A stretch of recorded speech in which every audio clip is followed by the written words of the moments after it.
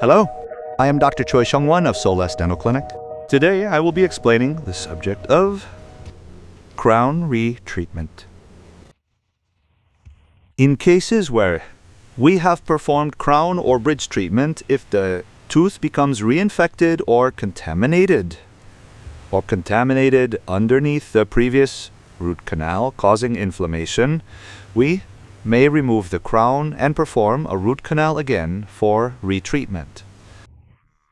Sometimes patients ask me, if I get a crown, won't it stop the tooth from decaying? But getting a crown doesn't mean the tooth won't decay.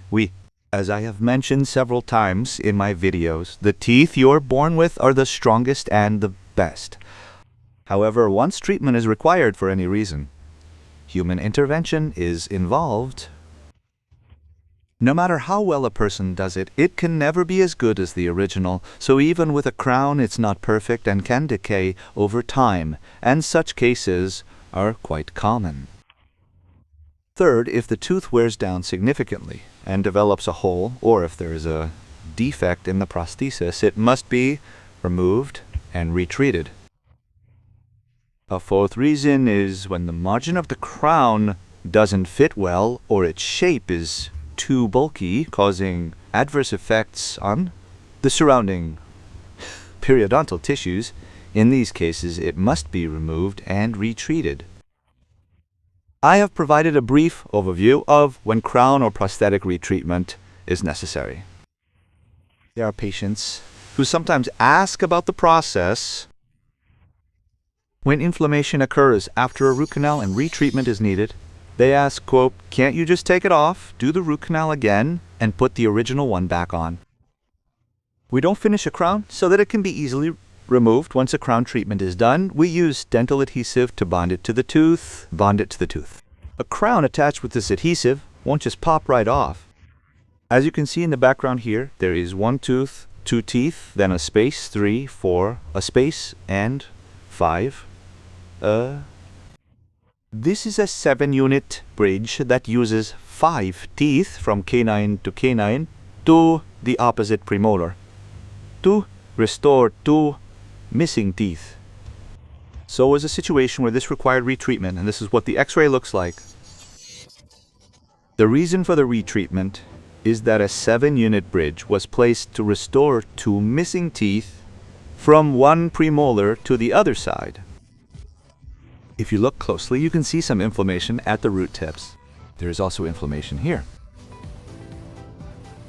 There is also inflammation near the front teeth. Every single tooth currently has a small abscess sac attached to it.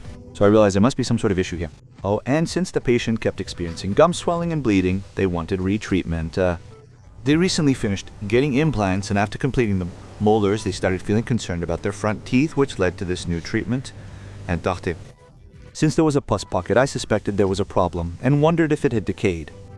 There were no signs of a root canal on the tooth, but because of the pus pocket, I judged that it had decayed due to progressing tooth decay, so I decided to remove it and perform retreatment. Removing a crown is something while working in a dental office, I perform various treatments.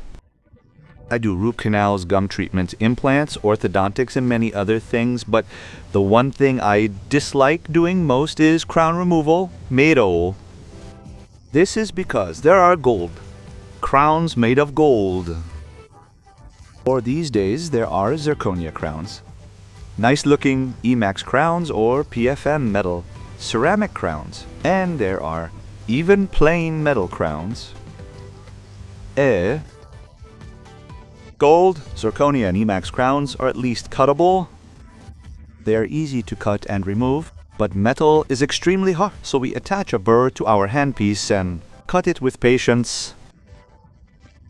Since the metal is so hard and doesn't cut easily, whenever I remove a crown, especially when removing a 7-unit bridge, I first drink a glass of water, calm my mind, prepare myself, and then cut them one by one with patience. So if you look from the front, you can see that I've cut through them all.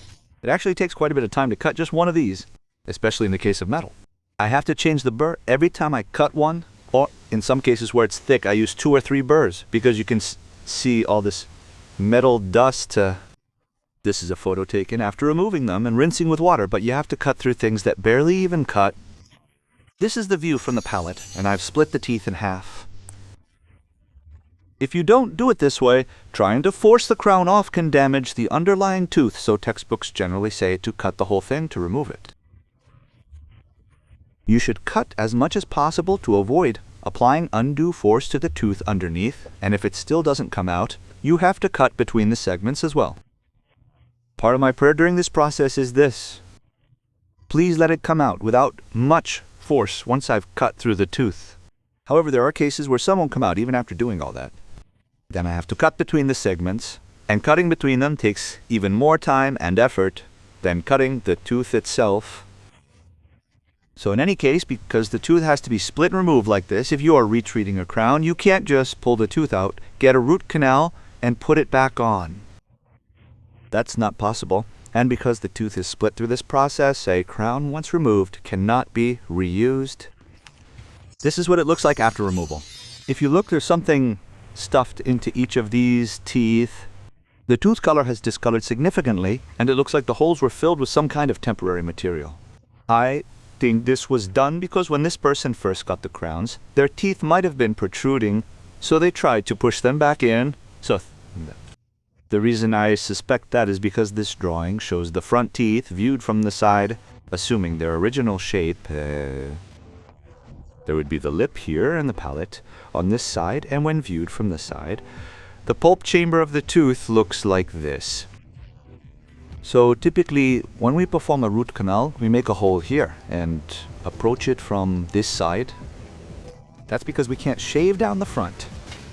But the fact that the hole in this tooth is facing the front means that because of the original protrusion, they must have shaved off this much of the tooth. Since they removed this much, the pulp chamber was breached from here, resulting in a hole facing the lip side. So if the amount of tooth structure removed is large, a root canal is unavoidable. And while I don't know how well the root canal was done back then, upon removing it, I found there was some foul odor and it was quite decayed inside. The inside. Fortunately, the tooth itself wasn't too damaged or rotten, so we decided to proceed with redoing the root canal and the treatment. Also, since it was a 7-unit bridge, if you look closely after tearing it off, you can see a lot of bleeding, tartar buildup, and swollen gums. This is a view from above taken right after removal. Looking from the chewing surface, the gums are very swollen, and the pulp chamber is exposed toward the lip, allowing us to infer that they had to shave off that much because of the previous protrusion. We trimmed the teeth slightly that day to place temporary teeth and then put them in. This is the appearance after 5 days. After adjusting the margins of the temporary teeth and some time passing, you can see the gums healing up like this. As I've always said before, acute conditions where you can visibly see bleeding or pus don't just suddenly get better in 3 or 4 days. That doesn't heal quickly. If you receive appropriate treatment, it heals quickly, but these are diseases that progress chronically. The bone has slowly melted over a long period and gum disease has progressed. That takes just as much time to recover. It seems that the recovery time is very proportional to the time the disease has been progressing, the dysuyas has been progressing. So for this patient, once we remove the inflammation, perform root canal treatment, and whiten the teeth, they should become quite clean. When we crown them later, we will crown the small gold tooth separately. Since this one is missing, we will group the canine and the 2 front teeth together. Even though it was originally one single prosthetic, it is better to keep natural teeth separate if possible, so I plan to finish by dividing them into 3 parts, 1, 2, 3. This is the view from above 5 days after removal, and you can see that the gums are healing well. Even if it was swollen and bleeding at first, the cause here was a bulky, restrictive prosthetic that was pressing down on the gums. By simply removing it, the gums heal quickly. That is what I mean. I have talked about the removal process so far.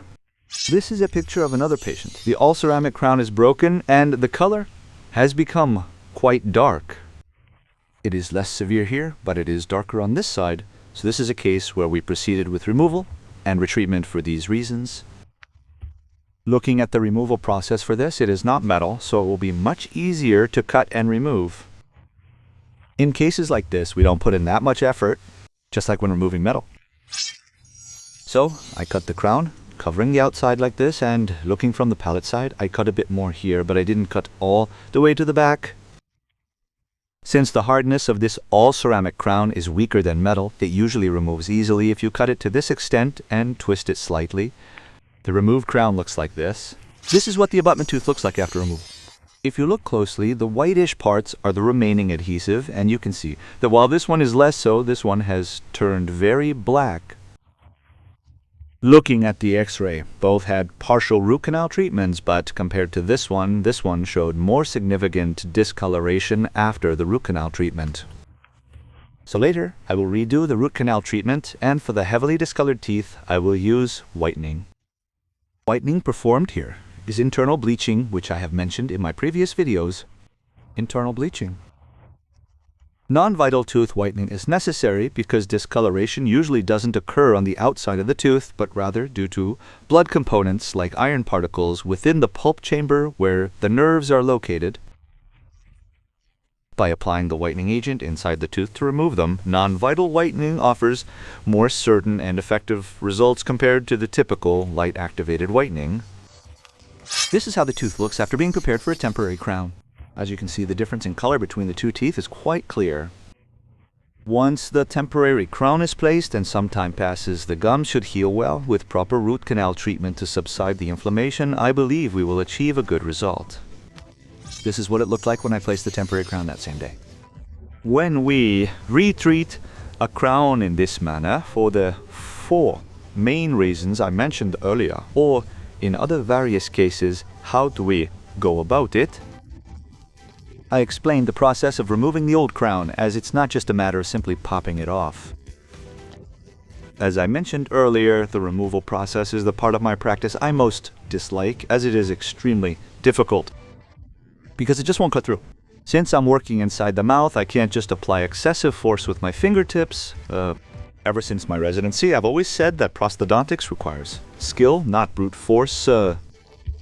Instead of forcing it off by using hand strength, the key is to observe carefully. If it doesn't come off when slightly tilted, it's caught on something, and perform the procedure without putting in too much effort. To remove it without damaging the abutment tooth, I have to cut the crown into very small pieces. But that process of cutting it into small pieces, especially with metal crowns, is not easy, and I always pray that someone will invent a tool that can easily cut through metal. That's all I've prepared for today. You might think about having a crown removed or retreated, and I prepared this because I thought you might be curious about what that process is like. I hope you can kindly understand that this is one of the difficulties we dentists face. Thank you for watching today.